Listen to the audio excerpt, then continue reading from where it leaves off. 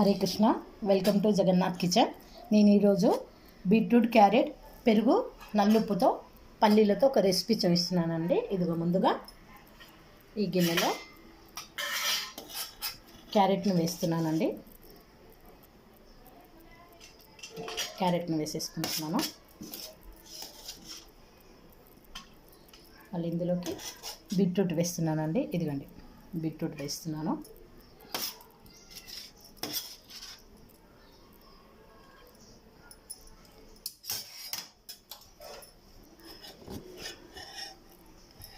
Carrot, beetroot వేసిన తర్వాత ఇందులోకి నల్ల మిరియాల పౌడర్ అండి. ఇవాళ ఏకాదశి కనుక మేము పచ్చిమిర్చి యూజ్ చేయము.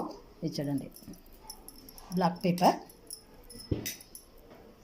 తగినంత సాల్ట్, నల్లుప్పు,